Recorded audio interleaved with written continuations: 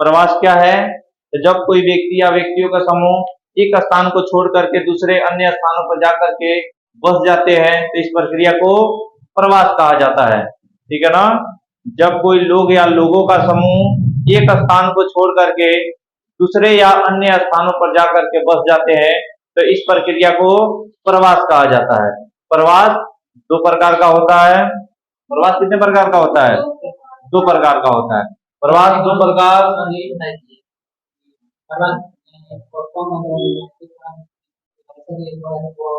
बता रहे हैं, कभी चलेंगे तब ना। ठीक है ना? प्रवास दो प्रकार का होता है, उत्प्रवास और अप्रवास। प्रवास दो प्रकार का होता है, उत्प्रवास और अप्रवास। उत्प्रवास समझो, उत्प्रवास क्या होता है? तो जब कोई व्यक्ति या व्यक्तियों का समूह अपने स्थान को छोड़ करके दूसरे स्थान के लिए जाता है तो उसके छोड़े गए स्थान के लिए वह व्यक्ति उत्प्रवासी हो जाता है। ठीक है ना? जब कोई व्यक्ति अपने स्थान को छोड़ करके, अपने निवास स्थान को छोड़ करके किसी दूसरे जगह जाता है तो अपने निवास स्थान के लिए वह व्यक्ति उत्प्रवासी हो जाता है। ठीक है ना? उत्प्रवासी हो जाता है। और जिस स्थान के लिए जाता है वहां के लिए वह अप्रवासी हो जाता है। निकलने वाले स्थान, ठीक है ना?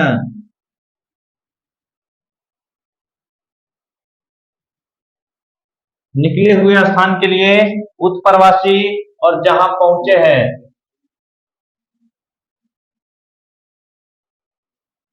निकले हुए स्थान के लिए वह व्यक्ति उत्प्रवासी हो जाता है, और जहां के लिए पहुंचता है वहां के लिए वह क्या हो जाता है?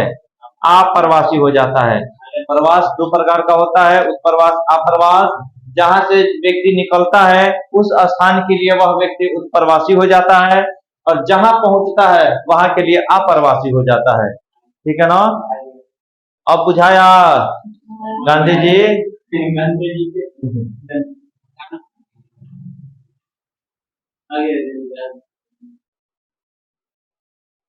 दोबारा पढ़ा रहे हैं।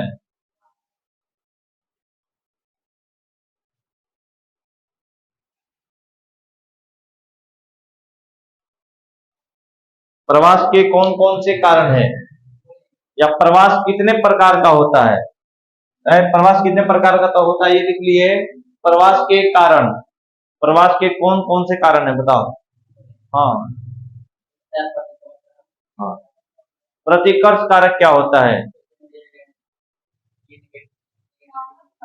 हाँ, प्रतिकर्ष कारक कारण या कारक एक ही होता है।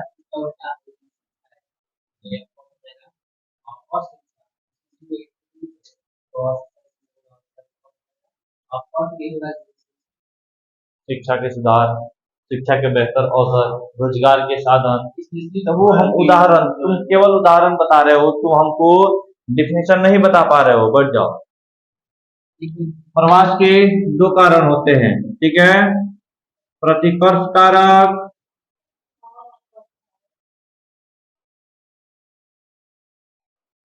प्रतिकर्ष कारक, और एक होता है अपकर्ष कारक।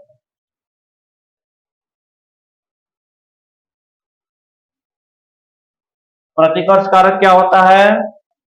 प्रतिकर्ष कारक वे कारण होते हैं जो अपने क्षेत्र से जनसंख्या को निकलने पर मजबूर करते हैं। ठीक है ना? जनसंख्या के मजबूरी का कारण बनते हैं प्रतिकर्ष कारक। ये जनसंख्या को परेशान करते हैं। हाँ, जनसंख्या तथा गाय भैंस को कभी प्रवास करते हुए देखे हो? कहाँ देखे हो?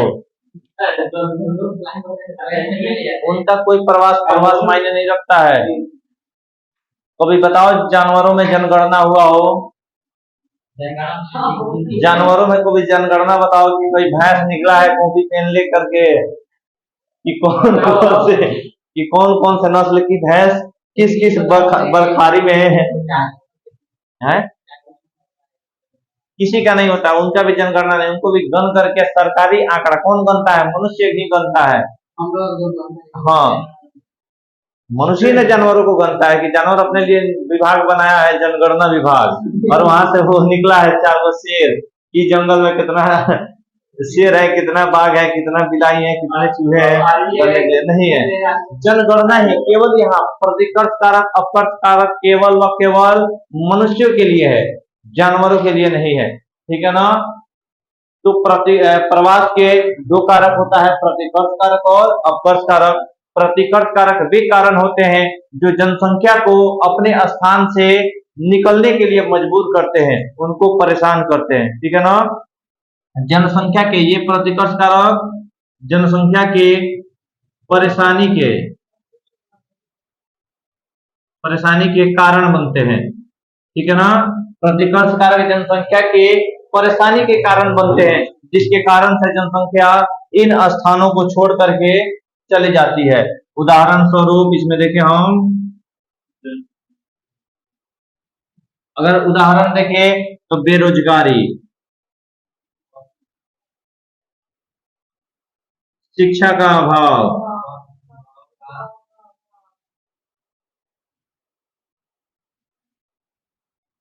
स्वास्थ्य सुविधाओं का अभाव, महामारी, राजनीतिक अशांति,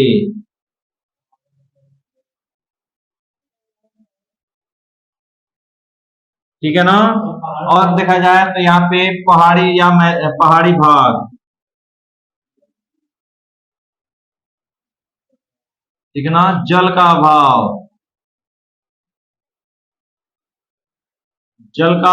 अभाव, परिवहन का अभाव, राजनीतिक अशांति, परिवहन का अभाव, ठीक है ना। ये सब क्या है, ईटीसी इत्यादि, ये सब क्या है, प्रतिकर्ष कारक है। देखो सभी के सभी जनसंख्या को परेशान कर रहा है कि नहीं कर रहा है। क्या जिन इलाकों में बेरोजगारी होगी कोई वहां पे प्रवास करेगा? कि कोई केरला से प्रवास करके चला आया है बिहार बेरोजगारी के मार झेलने कि बेरोजगारी क्या होता है, तो तमिलनाडु से लोग आकर के बिहार में खोज रहे हैं रोजगार और उसके धक्के खा रहे हैं। ऐसा तो नहीं होने वाला है। क्या होने वाला है कि जिन क्षेत्रों में रोजगार की कमी होती है उन क्षेत्रों को छोड़ करके लोग कहाँ निकल जाते हैं, बेहतर रोजगार के अवसर वाले क्षेत्रों में लोग पलायन कर जाते हैं। शिक्षा का अभाव, अगर तुम्हारे गांव में अगर शिक्षा बेहतर मिल रही होती तो तुम वहां से पलायन करके शहर में नहीं आते शिक्षा लेने, ठीक है। स्वास्थ्य सुविधाओं का अभाव, प्रतिकर्ष कारक में क्या होता है, स्वास्थ्य सुविधाओं के भी अभाव देखे जाते हैं। बेहतर स्वास्थ्य सुविधाओं के लिए लोग दिल्ली, मुंबई, कोलकाता या विदेशों में भी चले जाते हैं, ठीक है ना। अंतर्राष्ट्रीय प्रवास के भी कारण बनते हैं कौन, स्वास्थ्य। उसके बाद महामारी, बीमारी फैली हुई है, पूरा समाज नष्ट हो रहा है। उसके बाद में राजनीतिक अशांति, जिन क्षेत्रों में हमेशा दंगा भड़क रहा है, मार काट हो रहा है, हिंसक वाले क्षेत्र हैं, जैसे कुछ साल पहले क्या था, जम्मू कश्मीर, राजनीतिक अशांति थी। जम्मू कश्मीर में क्या होता था, हमेशा दंगा भड़कते रहता था, पाकिस्तानियों का घुसपैठ होता रहता था और वहां पे गोली बम बारूद हमेशा चलता रहता था, जिसके कारण से वहां राजनीतिक अशांति थी, लोग वहां से छोड़ करके उन स्थानों को चले आए। फिर पहाड़ी भाग, अधिक पहाड़ी वाले भागों में देखते हैं कि जनसंख्या काफी निम्न पाई जाती है, क्योंकि लोग वहां पे लोगों के रहने के लिए वहां पे अच्छी या अनुकूल दशाएं नहीं होती है। पहाड़ी वाले भागों में भोजन उपलब्ध कराना, परिवहन के साधन उपलब्ध कराना, जल उपलब्ध कराना, ये सब चीज क्या होती है, काफी ज्यादा मुश्किल वाले इलाके होते हैं, कठिन हो जाता है, जिसके कारण से इन क्षेत्रों में लोग निवास करना पसंद नहीं करते हैं। सूखा में जाओगे जहाँ पे जल नहीं है, क्या जनसंख्या निवास करना चाहेगी? नहीं करना चाहेगी। जहाँ परिवहन के साधन ही ना हो, ऐसे क्षेत्र जहाँ पे परिवहन हो ही ना, अगर कोई गांव में बीमार पड़ा है तो खाट पे लाद के और नदी पार करा रहे हैं, क्या वहां लोग रहेगा? कहेगा कि नहीं चलो मजा लेते हैं एक बार, कि बीमार होंगे तो खाट को घूमने को मिलेगा इसीलिए वहां चलते हैं रहने के लिए। तो ये सब क्या होता है, जनसंख्या के परेशानी के कारण बनते हैं। राहुल गांधी कहाँ देख रहा है इधर, हाँ चलो यहाँ देखो। तो ये क्या होता है, प्रतिकर्ष कारक जनसंख्या के परेशानी के कारण बनते हैं और अपने स्थान को छोड़ने के लिए मजबूर करते हैं, वो प्रतिकर्ष कारक कहलाते हैं। अपकर्ष कारक अब, ठीक है ना, अपकर्ष कारक बताएगा राहुल गांधी, अपकर्ष कारक क्या होता है, बताओ राहुल। उल्टा नहीं होगा, बताओ। प्रतिकर्ष कारक क्या होता है? अपकर्ष कारक क्या होता है? अपकर्ष कारक क्या होता है? हाँ बताएं, अपकर्ष कारक क्या होता है?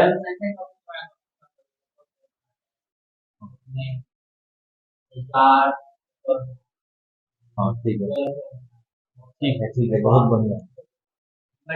हाँ एकदम वही ठीक। अपकर्ष कारक क्या होता है? तो अपकर्ष कारक वे कारण होते हैं जो जनसंख्या को अपनी तरफ आकर्षित करते हैं, ठीक है ना। अपकर्ष कारक वैसे कारण होते हैं जो जनसंख्या को अपने तरफ आकर्षित करके अपनी ओर उन्हें बुलाते हैं, ठीक है ना, अपकर्ष कारक कहलाते हैं, ठीक है ना। हाँ आओ इधर, ये कहता है कि भाग जाओ, और ये कहता है कि आओ आओ आओ, सब चीज है हमारे पास, रोजगार भी है, शिक्षा भी है, स्वास्थ्य भी है, हैं? ना प्रतिकर्ष कारक कहता है नहीं हम तुमको रोजगार देंगे, नहीं तुमको शिक्षा देंगे, नहीं स्वास्थ्य देंगे, नहीं तुम्हें शांति देंगे, ठीक है ना, नहीं तुमको जल देंगे, नहीं परिवहन देंगे, तुम्हें हम कोई भी सुविधाएं नहीं देंगे। तो जिसके कारण लोग कहता है कि जब तुम सुविधा नहीं देगा तो हम तुम्हारे क्षेत्र में रहेंगे ही नहीं, हम चले जाएंगे। अब सालों भर जाएंगे, कोसी नदी में सालों भर क्या आता है? बाढ़ आता है, इसीलिए बिहार का सुख कहा जाता है कोसी नदी को। तो जाएंगे तो कोसी नदी के क्षेत्र में वही लोग वहां पे कोसी नदी के क्षेत्र में निवास करते हैं जिनके पूर्वज उस कोसी नदी के मार को झेलते झेलते अभी तक आ चुका है, वहां से हटने का नाम नहीं ले रहा है। कुछ लोग नहीं होता है 4 लाख खाता है लेकिन उन्हें रहता है, तो वैसे लोग इन क्षेत्रों में रहते हैं। भोजन नहीं मिलेगा कोई बात नहीं, स्वास्थ्य सुविधाओं के कारण मर जाएंगे कोई बात नहीं, लेकिन पहाड़ी पर रहेंगे तो रहो भाई। राजस्थान में जाकर देखो, ऐसे ऐसे इलाके हैं जहाँ पे पानी की सुविधाएं नहीं है, पानी के लिए लोग 4-4 किलोमीटर 5-5 किलोमीटर जाते हैं और वहां से पानी लेकर के आते हैं और उनसे अपना जीवन यापन करते हैं, लेकिन उस स्थान को छोड़ते नहीं है, ऐसे भी लोग होते हैं, ठीक है ना। तो अपकर्ष कारक क्या होता है? तो अपकर्ष कारक वे कारण होते हैं जो जनसंख्या को अपनी तरफ आकर्षित करते हैं, ठीक है ना। अपकर्ष कारक जनसंख्या को अपनी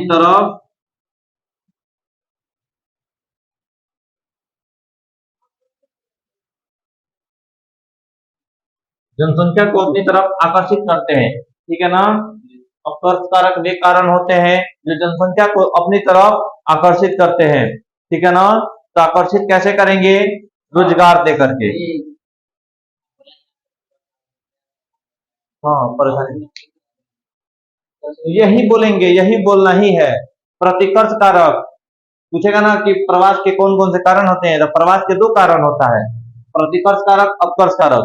तो अपने मन से बोलना है या पड़ोसी के मन से बोलना है तो यही बोलेंगे कि जनसंख्या, प्रतिकर्ष कारक वे कारण होते हैं जो जनसंख्या के परेशानी के कारण बनते हैं, प्रतिकर्ष कारक कहलाते हैं, ठीक है ना।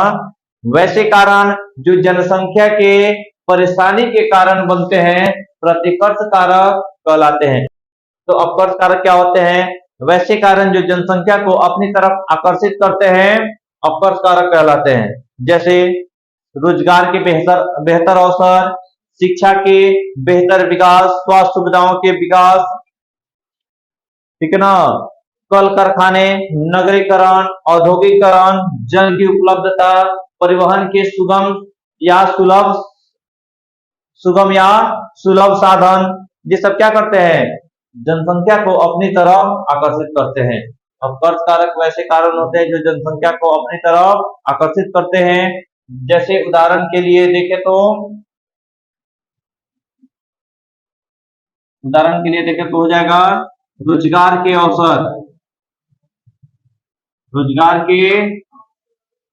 अवसर, शिक्षा के बेहतर विकास, ठीक है ना, शिक्षा का बेहतर विकास,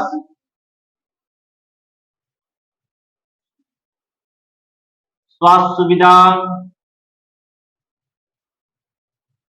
परिवहन के साधन, परिवहन के अच्छे साधन,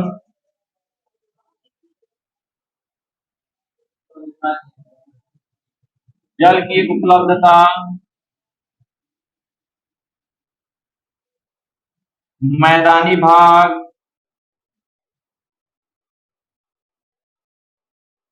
इत्यादि। ठीक है ना। ये सब क्या करता है, जनसंख्या को अपनी तरफ आकर्षित करता है। ठीक है ना। आए हाँ उपलब्ध है, रोजगार है तभी आएंगे। इसमें औद्योगिकरण, इसमें हम और जोड़ सकते हैं औद्योगिकरण, औद्योगिकरण, इसमें हो जाएगा फिर शहरीकरण,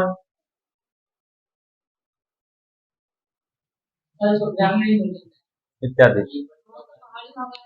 ग्रामीण क्षेत्र, इसमें ग्रामीण क्षेत्र भी लिख लेंगे, पिछड़ा हुआ क्षेत्र है, खेतीहर समाज, इसमें आ जाएगा खेतीहर समाज, पिछड़ा हुआ।